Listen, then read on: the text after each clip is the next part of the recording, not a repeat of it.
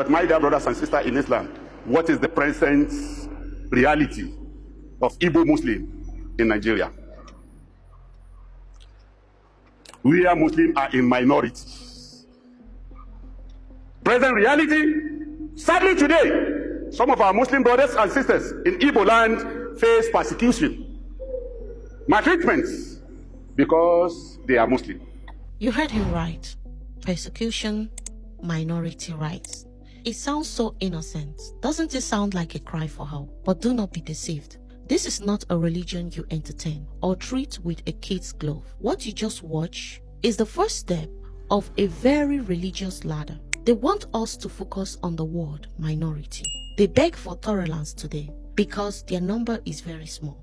But there is an agenda, because the history and the reality of Nigeria shows us what happens when the minority becomes a majority. When they are few, they ask for equal rights, but when they are majority, they stop asking for rights and start imposing laws. Look at the North. Look at states like Zamfara. It all started with, let us practice our religion. Then it moved to Sharia law for civil matters. From there, it moved to criminal matters. And now, they have a system where the constitution is pushed aside for religious law. Don't think it cannot happen to us here. If we entertain this narrative now, we are opening the door for a future where our customs are overridden and our freedom is negotiated away.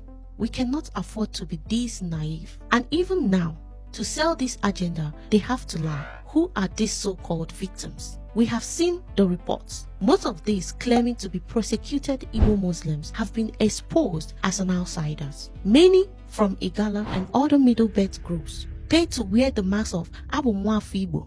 We saw the viral post of the Igbo Muslim woman that was crying for help, and she's been exposed as an Igala. They are important actors because they cannot find enough genuine evidence among us. Why? Because historically, Igbos are united by culture, not divided by religion.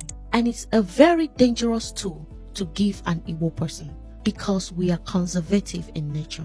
Why should we be scared as an Igbo person? Because we have seen this movie before and it ended in blood. Think about how Boko Haram started in the north. It didn't start with bombs. It started exactly like this. Innocent looking videos where sheikhs are preaching victimhood. Imams are telling young boys that they hate you because of your faith. You are special and you need to defend yourself. That victimhood have been morphed into radicalization. Then there comes the recruitment. Then the terrorism that have claimed the lives of thousands of people. Imam Raji is using the same playbook on our soil. He is trying to create the us versus them mentality in a homogeneous society. If we let this slide, we are looking at a homegrown extremism in the southeast. Not in 10 years, but very soon, you will start seeing Islamic terrorists in Igbo land, and they will justify this terrorism with this Igbo Muslim agendas that is trending now as a reason of them fighting back. Let's be honest, this isn't about faith. This is about funding. It is a business model. We can see the patterns. We see the so-called Igbo Muslims with cheaper cash links in their bios, quoting Quranic verses to beg money. It is a hustle. We remember the politics of conversion, when the governors would publicly gift millions to an Igbo Christians simply for converting to Islam. It creates financial incentive to sell our identity. We know foreign money from Saudi Arabia has historically flown into Nigeria to push the ultra-conservative ideologies. It happened in the north, it happened in the west, and now they want to open the tap in the east. They want to open up a madrasas and the centers to teach ideologies that are aliens to our land. But the biggest threat is 2027. Think about it. Who actually will benefit if the southeast catches fire right now? Who benefits if we are painted as religious bigots and unsafe? This is a calculated move to sabotage Peter Obi's presidential ambition. If they can frame the Southeast as a hotbed for sectoral violence, that will undermine his credibility as a unifier. They want to force a federal crackdown, militarize our region, and distract us from economic development. They want to turn Igbo land into a battleground. And don't forget the dreams of Usman Danfodio, where he said that they will not rest until they dip the Quran in the Atlantic Ocean. And how are they achieving this? You can see now they have Hausa Fulani, they have Yoruba Fulani, and where is the next agenda? Is to have Igbo Fulani, and after Igbo Fulani, what else is the Niger Delta? So the dreams of dipping this Quran in the Atlantic Ocean is getting nearer if we don't stand up now and rectify this ideology that is invading our land. And to our Eastern governors, this is a wake-up call. Stop playing politics with our lives. We need a proactive measures right now. Monitor the gatherings, not to persecute anyone, but to ensure that radical ideologies preached by imported clerics do not take root here. Enforce an anti-hate speech laws, track down the fundings. As for ndị Igbo, ka anyị were ire anyị gwa eze anyị ọnụ. Ejighị ihe eji agba na ntị agba n'anya. This is a divide and conquer tactic. They know na ana Igbo, Igwe bụ ike. We have survived the civil war because we head on to each other. Do not let anyone fracture us now. We will not let our homeland become a testing ground for a foreign religious agenda. We will not let them import chaos. Spread this message. Debunk these lies. Protect our land. Yagazie. Ndị nwe m, Igbo ndị njem ọnụ, Igbo mụrụ nzem ọzọ, nke onye chiri ya zere. Ekenere m unu. Afọ a gadịrị anyị mma, gadịrị nwoke ma ọ gadịrị nwaanyị mma, ọ gadịrị onye ukwu ma ọ gadịrị onye nta mma. Ndị iro anyị ga-echiche ọnụ n'ala. Aja na ga-akụgbisi ha niile. Nnọọ nkwuru ọbụla o ji ede, Samsọm n'asụsụ ala kike m. Ekenele m onye ukwu, kelee onye nta. O jedịrị anyị niile na mma, na-eke dịrị anyị n'orie, dịrị anyị n'afọ, dịrị anyị na nkwọ. Ihe ọma ọbụla onye ọbụla tinyere aka n'ala Igbo ya gazie.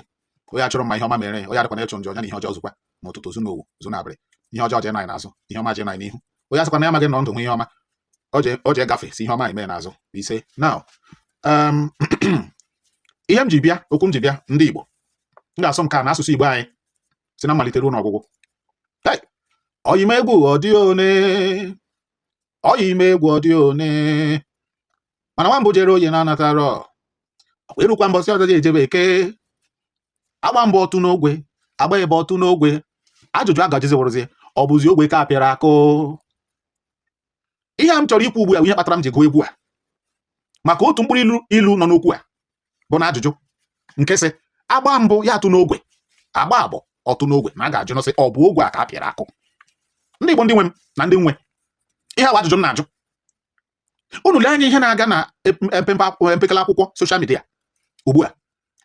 Ama mgbe otu nwatakịrị nwaanyị pụtara were emotion na-eme vidio na-ekwu na ya wụ onye na ya wụ Igbo Muslim na a na-emegide ha, ya bịa playie otu voice note ebe otu anụ ọhịa mere onwe kọwara onwe ya na ya wụ a na-ayọ ka ọ sị na ya wụ a na-ezuzu, na-ekwu okwu otu a ga-eji gbuo ndị Igbo niile nọ na okpukperechi ma alakụba nke a na nke ọzọ. Mgbe m onwe m chọpụtara na ihe ndị a niile wụ nkata akpara akpa na ọgwụ ndị egoro ego, n'ihi na onye ọbụla ahụ ihe na-eme n'ugwu Awụsa. Ma onwe m na-ekwu okwu ata ndị Igbo, ebiri m n'ugwu Awụsa na Kano kpọmkwem, ebiri m n'ugwu Awụsa. Anọ m n'ugwu Awụsa mgbe e mere riot 1991, mgbe a gbara shọpụ Ifeanyị Udogo ọkụ, ọtụtụ ihe mere. Ama m ihe mere mgbe ahụ, bụkwanụ mgbe anyị niile nọ n'ọkpebi ese mba na onwekwaghị ihe ga-eme asị na akụrụ kpom n'ugwu Awụsa ọdọ asị na ndị Igbo gbara ọsọ. Ọkwa ha sị na iwu otu Naijiria, anyị ga-anọkọta n'ọnụ, ihe ọbụla ọ ga-awụrụ ya wụrụ. Ihe ahụ ga-ebe n'abalị, bechaa n'abalị asị na nwa nwụrụ n'ụtụtụ, ya bụ enu ka anyị hụ. Ọ wụ otu anyị siri mee ihe anyị mere mgbe ahụ ya edere. Ọ ya mere na ugwu Awụsa na taa aka ọkpụ ndị Igbo anakwaghị agba ọsọ, unu si ọgwụ. Na gịnị ka m na-akọwa? Ọkwa unu hụrụ ihe onyonyo a na-epleyi na-egosi na akwụkwọ akụkọ a na ọkwụ na-ahụ ihe nwatakịrị a, nwata nwaanyị a na-akọwa na nwata nwaanyị a mere ihe onyonyo ahụ na-akọwa na ya bụ onye Igbo na onweghị onye Igbo ọwụ, na ihe ndị a niile ugbu a bụ nkata akpara akpa. Gịnị bụ isiokwu m? Ndị Igbo ka anyị bịaketakwanụ nso. Ndị Igbo ka anyị gwakwanụ onwe anyị okwu, n'ihi na ndị iro anyị na-achọ ụzọ niile dị iche iche ha ga-eji tisasị anyị, na ajenda ha ime ka Naijiria niile bụrụ Islam enwebeghị isi. Ọ maka naanị ndị Igbo. Ndị Igbo bụ ihe ọgbachi ha nwere, ga-abụgidekwa ihe ọgbachi ha ga-enweru ebighị ebi. Ha na ndị Yoruba na ndị ọzọ ha menwe alakụba ha, mana ị hụrụ ala Igbo anyị agbakọ maka ha. Biko, ihe m ji na-eme vidiyo bụ na ana m arịọ arịrịọ ndị Igbo anyị, ngwuru niile n'ala Igbo, ndị eze niile n'ala Igbo leba n'okwu anya n'ihi na ọ bụ ntakịrị ka ha na-eji arịba. Lee ihe na-eme na Ghana taa. Ndị Ghana sị sam na ha ekweghị na ndị Fulani na ha ekweghị na ha agaghị anabata na ha wụ ndị Ghana. N'ihi gịnị? Ndị Fulani na-arịọ maka na ha pere mpe ugbe, ha na-arịọ ndị Ghana ka ha mee ha ka ha bụrụ ndị Ghana. Ndị Ghana sị mba, anyị ekweghị. N'ihi gịnị? Ndị Ghana ewerele ihe na-eme na Naịjirịa mụrụ ihe, mara na ịnwa anwa mee ndị a ka gị na ha bụrụ otu. Ọ na-ewekwa afọ, years to come, ha nwa agwawazie gị ihe a chọrọ ka ị na-eme, na-agwazi gị ihe ị ga-eme. Gịnị ka m na-ekwu? Biko, ọkwa ị hụrụ ezinụlọ ọbụla n'ala Igbo sị na ha na-agafe n'ụka okpukpere ịkpọ isi n'ala, nyochaa na ezinụlọ ahụ enyocha ọfụma. Eze nọ n'obodo ahụ, nyochaa na ezinụlọ ahụ. Ka anyị lepụkwanụ ndị unu na-akpọ ndị gọvanọ unu ha anya, n'ihi na onweghị ihe ha ga-eme. Ndị gọvanọ unu ha na-agbara ha odibo, ha che ndị gọvanọ unu ha n'ọba aka ha, unless ma ọ bụ mmadụ ole na ole ọgwụkwana ha nke ndị ha bụ asị ndị gọvanọ. Mmadụ ole na ole ha bụkwana ole ndị ịbịa na nke ndị Imo steeti oho, dịbịa na nke ndị Anambra steeti nke echi ya oho, gịbịa na nke ndị Enugu steeti oho, gịbịa na nke ndị Ebonyi steeti ho. Ha niile abanyechago. Ndị Igbo ga-enụ ntị. Ihe ndị a niile a na-eme, nkata niile ha na-akpa, nke Chukwu okike abịa ma mara na ọ gaghị enwe isi. Ọ gaghị enwe isi bụkwara na anyị nwawu ndị Igbo a na-akpara nkata sara anya anyị na mmiri. Sị na mmiri ya na-eru, ha na-achọ ihe agịda anyị mmiri ya, na ọ gaghị ezo, na ọ gaghị ama anyị. Nke a weta m ịrụtụ aka banyere ihe a na-eme ndị Igbo anyị na Lagos. Ha, Igbo bụkwa n'oke mba. Ndị Igbo kacha anụ, Igbo rienụ, Igbo zụọnụ, Igbo gbazuonụ. O nweghị ihe a ga-eme anyị na Naịjirịa ga-ewetu Igbo ala. Igbo amanda, ala Igbo amanda.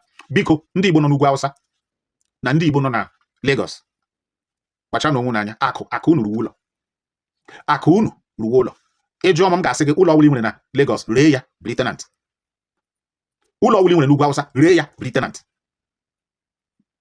Nke ọ ga-abụ na mgbe ọbụla o soro gbem, ga-ewere nnọọ nwayọ sere politin bag. Ọ bụrụ na onweghị ihe isere, ga-ewere ndụ gị laa ala Igbo. Ka ọ bụrụ na ị laruo ala Igbo, gị na ezinụlọ gaghị ata aja, gị na ezinụlọ gaghị arịọ arịrịọ. Ala dịkwanụ n'ala Igbo, ala dịkwanụ n'ala Igbo. Lekwanụ arịarịa, lekwanụ Ọnịcha main market, lekwanụ ahịa ndị a niile nọcha n'ala Igbo niile gba gburugburu.